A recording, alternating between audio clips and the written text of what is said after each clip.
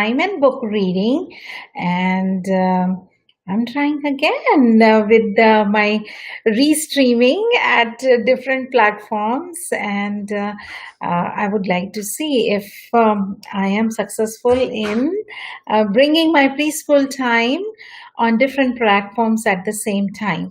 Let me see. Are you guys able to see me, or are you guys able to?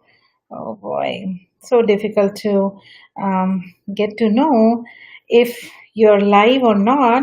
Yesterday when I tried, oh wow, this is good. I can see myself on Facebook, which is very good.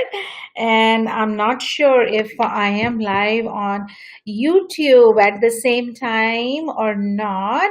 So let me go to my channel and see if I'm live. I'm not sure. Oh, okay. Yes, it does say I'm live. Yay, yay, yay. Now, if you guys want to know how to go live on most platforms at the same time, contact me. This is, I have been trying from last week, and today is Thursday. It took me a while to figure it out, but I'm very, very proud that I was able to figure it out. And sometimes it's as simple as, logging in and out again, and using, different accounts and putting some settings, doing your settings to give permissions. The same way I learned on Zoom also. And now people call me, if they're not able to go live on Zoom, on Facebook, then I'm going to, tell you guys how to do that. So yay, even though it's not a big deal, it's not a big thing, but again, knowledge is power, and I feel like now I know more, and I feel more confident. Okay, once again, welcome to the preschool time. And as I promised, I'm planning to go live with my little ones so that they can still learn during this time if they're not able to attend the preschool. If they're able to attend the preschool, these are the lessons which we are teaching them on everyday basis. And today I'm going to talk about our sensorial Montessori job. Whenever I use the term Montessori job, that means the hands-on activity, what kids are going to do. So do not get confused between that I'm talking about the job, going to workplace and all. Montessori job is the hands-on activities, what kids do.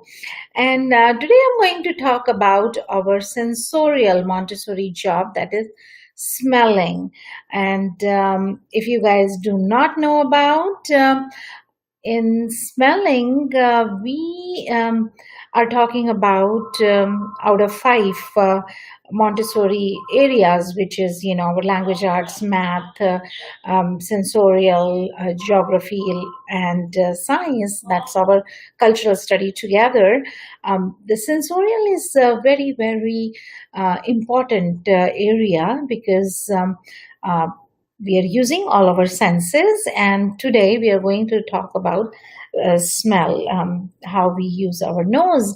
And sometimes when we are doing this job, sometimes we get to know some kids, if they do not have the smelling power, and they come to us when they were really young, and it comes as a surprise for parents that if they're hearing, they're smelling, and if they're squinting their eyes, if they have problem reading, those are really heartbreaking moments, but the early we get to know, the early intervention we can give, and kids can succeed better.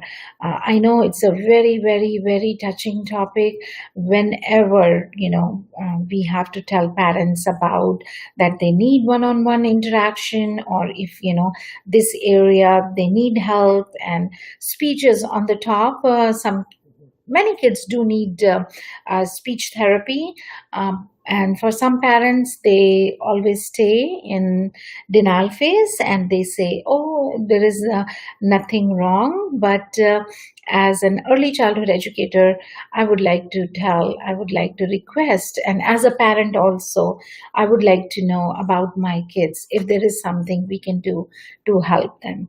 So today we are going to learn about smelling bottles, and I'm going to show you a worksheet. So this is the worksheets kids do, and once again, these worksheets we give it to kids to color and to know about what they have done in the classroom. But these are not for kids. These are for parents. So, and last time also I was telling that parents, please do get involved with your kids' school from a very early age, because as they are growing up, you should know what's going on in their school. The more you involve, the more successful kids will be. Now, today, in today's job, kids did learn about the smell of rose, orange, mint, and lavender. But you don't have to stick with only these four smells. We have so many smells around us, and I take this opportunity to teach my preschool kids about all different kind of smells, sweet smells, pungent smells, and again, that helps to build their vocabulary as well. So today I'm going to show you how you can help your kids to learn about the sense of smelling. There are different versions for this Montessori work. You can use the bottles you have already at home. Get the bottles out from your spice rack, and like today, I have this, and as it says mint, and I do have mint in the front yard, and sometimes I ask parents if they have mint at their house. We have to give a demo on the smelling bottles, and sometimes we just use green mint, and sometimes we just use the powder mint, the dry mint. And what kids have to do is they have to match the bottles. Now again, there might be variation to this job. You can use same kind of bottles, or you can use one bottle which looks different and other bottle looks different, but inside they have the same mint. And in this one, again, kids, they open the bottle and they sniff it, smell it. So if it's a fresh leaf, we teach them how, you have to smell always from distance. You never take bottle too close to your nose because you don't want to inhale a lot of vapors, especially if you're using the powder. And I'm going to show you. I do have, this is my cinnamon powder. And again, we teach kids, very far away, and the smell of the cinnamon is very, very strong. So give it to them, and they relate that to holidays, and they talk about, cinnamon, how this sticks. We can ground it into the powder. They can smell it. They can match it with the other bottle which have cinnamon in it. So also we do have rose petals, and again, two bottles, they have the rose petals, and they smell it and they match it with the smell. So they put next to each other. Rose goes with rose, mint goes next to mint, cinnamon goes next to cinnamon, and I use different kind of smells for kids to teach. This is my lavender, and usually in the classroom it's easy to have the dry things because we can store it nicely. But in the classroom, you can at home you can use as many fresh products as you can. And oh boy, this is very good. I like that some of the spices smell. And the next level for this job is our blindfold, in which we put the blindfold on kids' eyes, and then we give them the bottles, and we ask them to match it without seeing it. And that's the key. We put the blindfold, they cannot see it, they pick the bottle, and we have their friends helping them, and then they try to match it together like these two smell. So it's a very, very good activity for kids to learn about different smells. I personally love anything which is hands-on activities. They're using their senses, they're feeling it, touching it. I like the practical life jobs, I like the sensorial jobs, I like math and language arts and cultural study. They have to study, but all the material in the Montessori classroom is so exciting. So parents, use the Montessori activities at home for kids to learn, especially the first 5 years, because they are so important.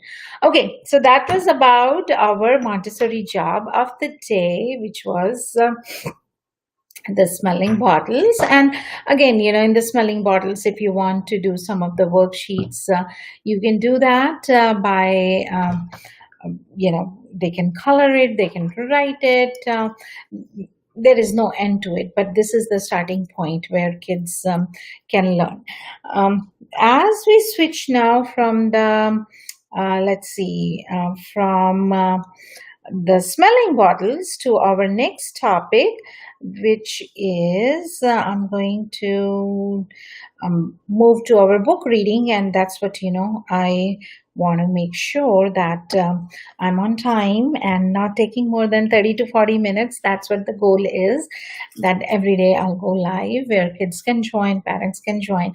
And now I have figured out how to do, how I can go live on the same platform at the same time. Now I'm at a point where we can tell ahead of time when I'll be going live, because so far, I was just trying, and every day I was trying for so many hours, trying different softwares, trying, different platforms, calling people, calling experts, and was not able to do it. So I feel very happy that I am able to do it. And now I'll be at a point to give you the time. Most probably it will be in the morning time, 9 in the morning, or maybe, I'll create a poll and you guys can decide when is the best time for me to go live so that kids can join. Especially the schools are opening next week, and all the kids will be taking virtual classes. So I would like preschool kids also to join for the live session. So this is about preschool learning. I want, parents to get involved and learn the better ways to teach kids. Now, after this, I'm going to talk about our book. And again, I'm going to try something new. Today, I would like to share the screen. And once again, life is all about learning new things all the time. So, and I think during this time, the COVID-19 time, I think as a teacher, I'm learning more than kids. I see my learning curve is exponential. I have learned so many things. And I also want to tell parents the first step is the hardest one. There's so many days I was thinking, I'll go live, I'll do this. And then, one day I'm like, okay, I'm going to try. What if the things will go wrong? Things will go wrong. I know few things, so we'll start with that point and then build it from there. So today also I'm going to try how to share the screen, and let's see if you guys can see this sharing of the screen as I'm going to talk to kids about COVID-19. It's a book about kids, a kid's book about COVID-19. Very good book. And let's see if I am able to share this on my Facebook or on let's see. I know there is a little delay on my this thing. Okay, let's see. Is it going live with me, or is it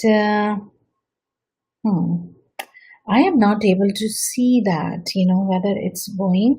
I want to make this as a spotlight. Yay! Okay, it seems like it is the spotlight. Let me see. Oh boy. Okay, yes. I think I went a little down, so I'm going to a little bit fix my camera. Okay. Okay, dear. This looks good. I am happy, happy, happy. Oh boy, when you learn something new, it's always, you feel so good. Okay, so today we are going to talk about a kid's book about COVID-19. COVID-19 is coronavirus disease 2019. And in fact, when I was reading this book, I was very happy that there are so many things I didn't know about COVID-19, what, this book has simply explained to kids. These times are hard, and kids sometimes they don't understand. Sometimes in our preschool, kids are talking about, oh, by my birthday, coronavirus will be gone and we'll be celebrating in park and we'll have a party. So that's how, kids are relating COVID-19. But there are little bit more we should be talking to kids about COVID-19. And any of the parents, if you would like, I can email you this book. It's in PDF format, and you are welcome to read it on your computer to your kids. A very good book by Malia Jones. So a kid's book about COVID-19, a coronavirus disease 2019 by Malia Jones. And the writer wrote this book for her boys, Owen and Desmond, the best teachers I have ever had. And that's true, for teachers, their kids are the best teachers, and all, their students are the best teachers. We learn more when we have kids with us and we are teaching to them. And with this, I would like to tell this is a series of book, a kid's book about, racism, about anxiety, about creativity. So, and they make challenging, empower, empowering and important kids book for kids 5+ of ages. But even though it says 5+, I still feel like I read this book to my teenagers, and they said, oh, they didn't know so many things about it. So it's good to read even to your older kids and see what they learn from this one. But check out with their series of books. There is an intro about this one which I'm going to skip because it's a little longer, but mainly it's talking about the emotions, and especially the negative emotion kids are having. So it's okay to have that, and whenever we talk about it, kids do feel better. And even as an adult, I would strongly recommend. I did not learn this as a child, and even for a longest time in my adult life too, that it's okay to have different kind of emotions. You cannot be just happy, happy, happy all the time. There will be valleys, and there will be peaks in everyone's life. It's how we deal with our emotions. There will be positive emotions, there will be negative emotions, and especially with the suicide rate going so high, I feel it's very important to talk about our emotions. In fact, today I went to my teenagers' high school to get their ID card made, and on their ID card, for these teenagers, they have given a suicide prevention phone number. So it was very emotional to see that, but this is the reality. So parents, talk about emotion, your kids' emotions, and be mentally stable so that we can, go through this time very successfully. Okay, so that's about the intro of this book, and after that, my book starts. Hi, my name is Malia, and I am a social epidemiologist. And what is epidemiologist? That's like a long word. And then to make it funny for kids, we say, and not to be confused with the friendly hippopotamus. Oh boy. So what does that mean? That it means that I'm a scientist who studies how human disease spread. So kids, they do get sick, and they do get cold, and they get fever, or they don't feel well. So what the author is trying to tell them is that being an epidemiologist, she's studying how human diseases spread. So she's expert in her field. And this is my book about a new disease called COVID-19. Do you know what that stands for? And that's what, most of the parents, even they might not know. It stands for, and as you can see, it stands for Coronavirus Disease 2019. So from coronavirus, from the word corona, they took CO. From the word virus, they took VI. And from the word disease, they took D. And since it was started in 2019, that's why dash 19 comes on COVID-19. So this is a very crucial, information in terms of, how this disease got its name, why it's COVID-19. Everyone is talking about COVID-19. So it stands for Coronavirus Disease 2019. And also, when we know more things, knowledge is power. We sound more intelligent. We feel more intelligent. We feel more confident. So make sure, the basic things we all know about it. So this is about COVID-19, the book about COVID-19. Okay, let me see if I can go back because I skipped one page. Okay, by now, you have definitely already heard about COVID-19, or its more common name, coronavirus, because everyone is talking about it all the time. And that was, really the gist. And this book came like a month or 2 months ago. And at that time, the fear level was really high. Everyone was talking about it. Even now, people are talking about it. So that's why it's important to know about it. And why they're talking about it? Because it's a pandemic. So what is pandemic? A pandemic is a disease outbreak that is happening all over the world. So yesterday, we were talking about continents. So again, in today's book, we were talking about how it's all over the world in all the continents. So that's why it's, all over the world. That's why the word pandemic is.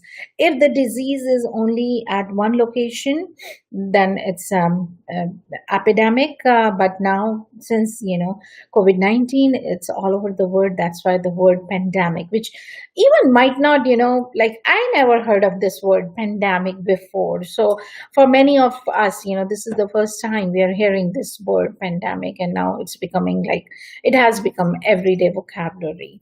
So it's a pandemic. That's why, everyone is talking about it, and the school might be closed. And yes, they are closed. Sports might be canceled, and even the grown-ups around you might be a bit scared. It's okay to feel scared, even for grown-ups. So that's the beauty, we want to tell our kids about that it's okay, if even as an adult we feel scared. And just to share my experience, when this whole pandemic started, I even got calls 11 midnight, and from my friends and family, and they were like, we are feeling so much of anxiety. And even I felt anxiety about what will be the next, how we are going to deal with it, and things like that.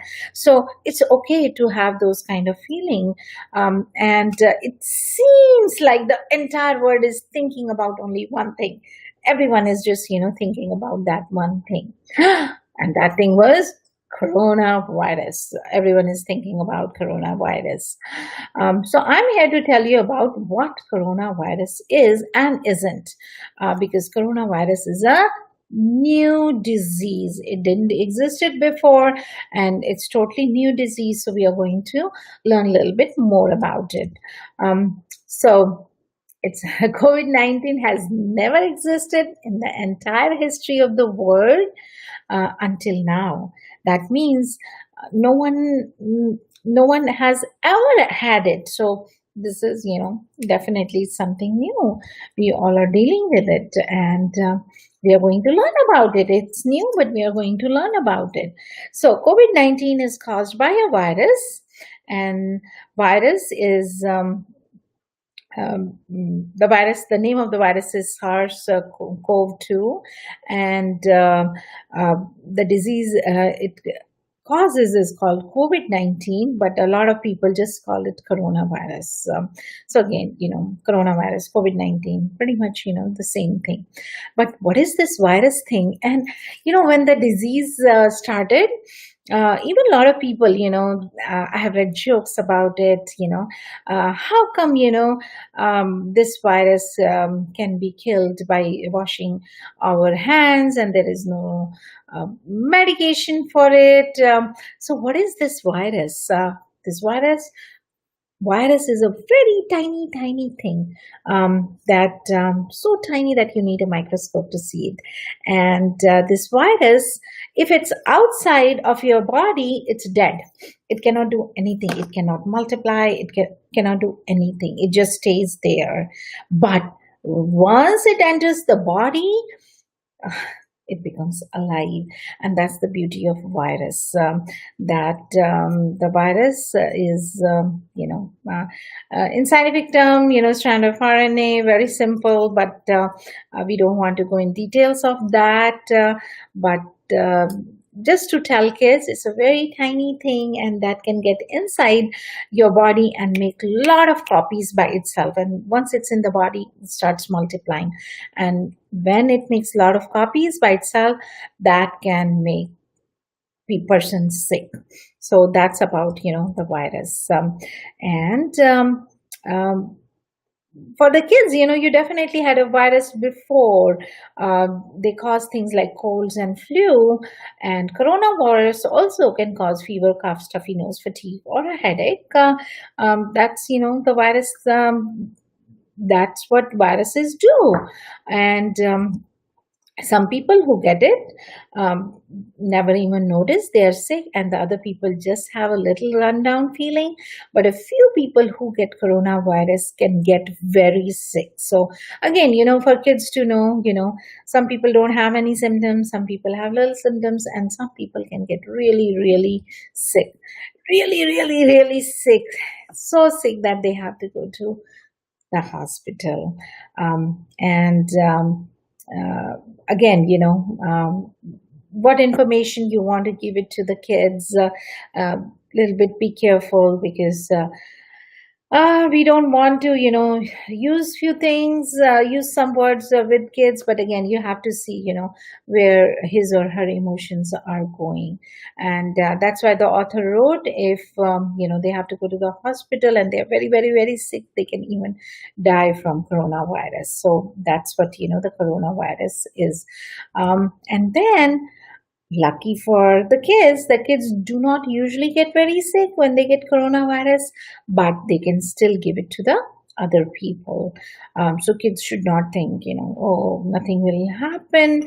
But yes, nothing will happen to them. And now, within a month, we know more about this virus. Even, nowadays, they're saying kids can get it too. But the main thing we have to worry about is that they can give it to the other people.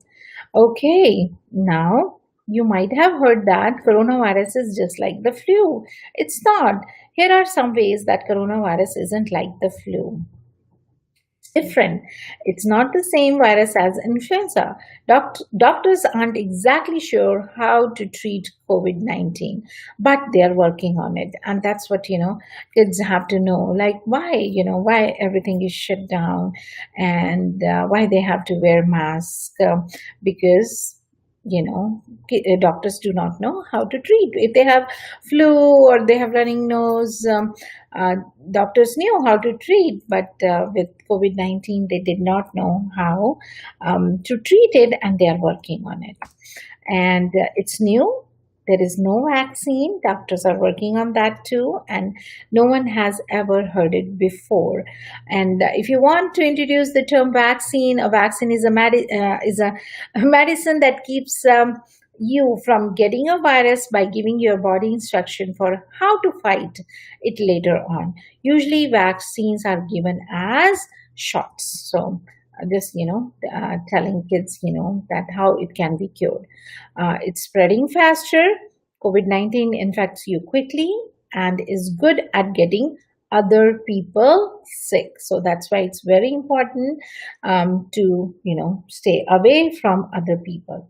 It's more dangerous compared to flu. People who get COVID 19 are more likely to get very sick. And again, we have to give information, what information you want to give it to kids. The people who get very sick are usually older and already sick with another disease. There is still a lot we don't know about coronavirus because it's so new. Scientists are learning new things about it literally every day.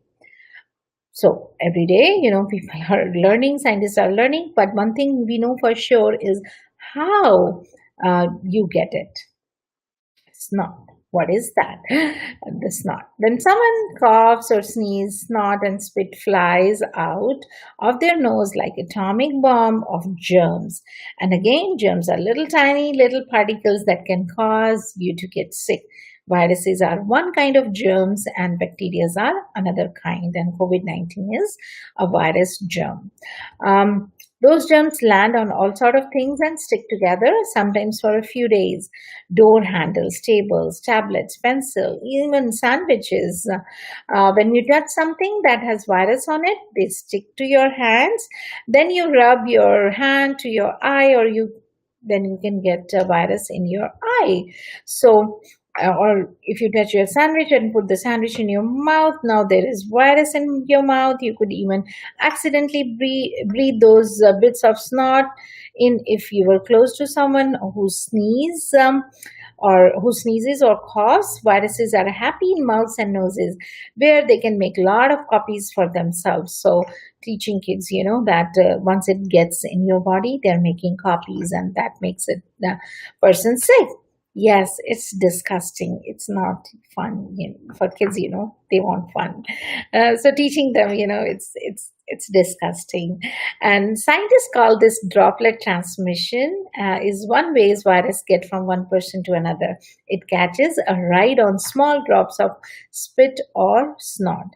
We could use the word snot because kids can understand it, but scientists, they do use different words.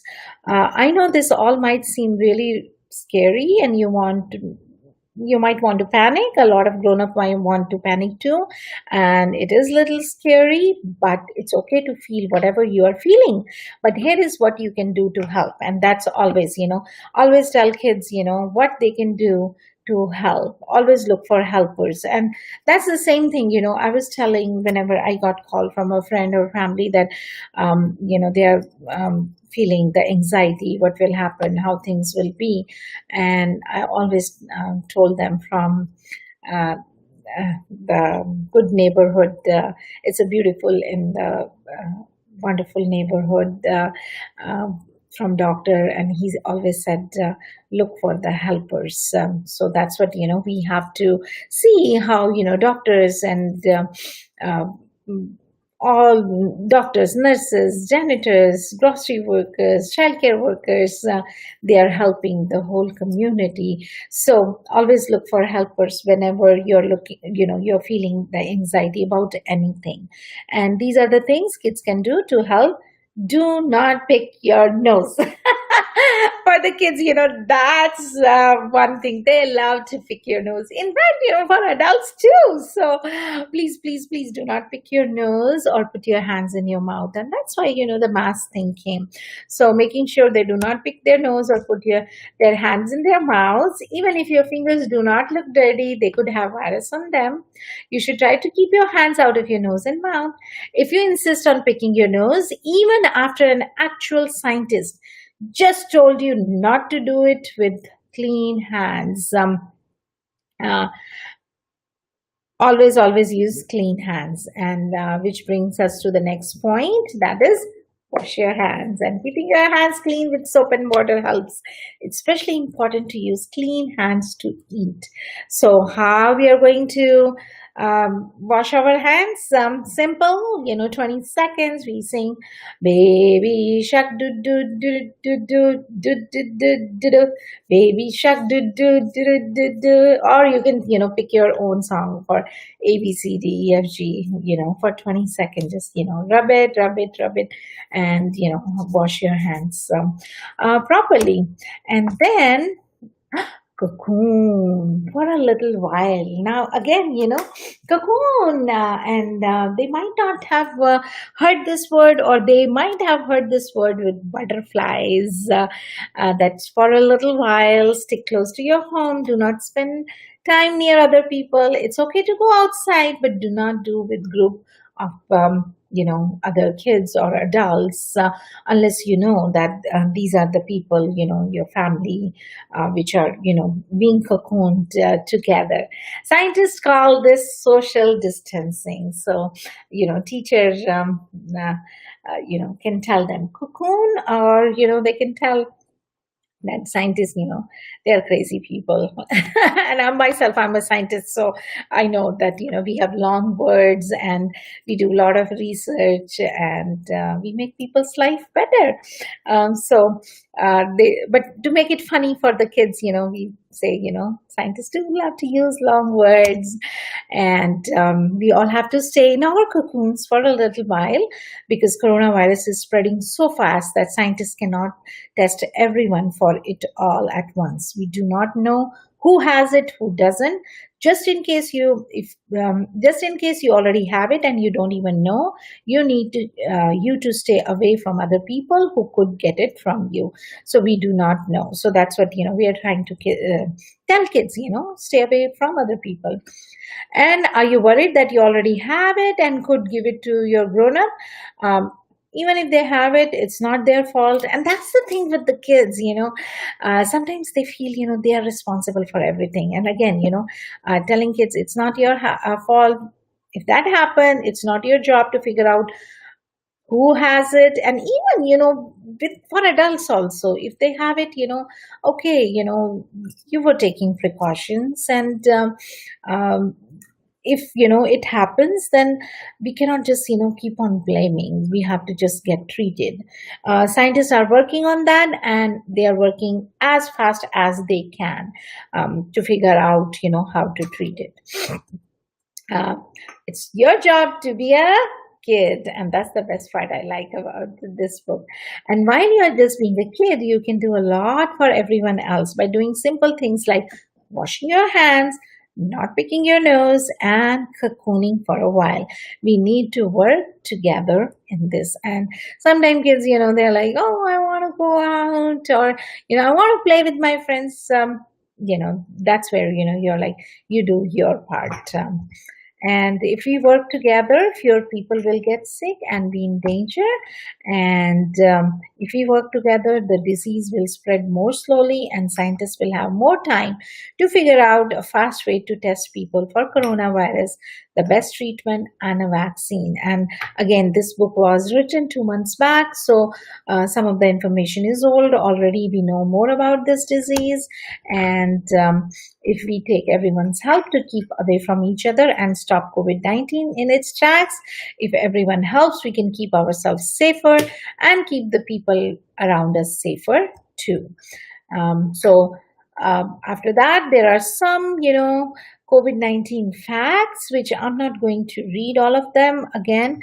Some of the things like soap kills virus by making them explode, or, things like if dogs and cats can get coronavirus. So these things, if you would like to know more about it, I can send you this book, and I'm leaving this slide on the screen for a while. You can take a picture of it so that you can read to your kids a little later on also. So these were the COVID-19 facts 2 months ago. Now we know a little bit more about COVID-19. And this is, we are talking about the kids' book. It's, different series has been written on a kids' book about, because the way we want to give kids information. That's what, the whole series is. And today we talked about the COVID-19, how to share information and how to read to them. So that was our book reading for today. And I'm going to, let's see if I can see how to stop the screen sharing. Okay, let's see. Okay, stop sharing. So that, let me see.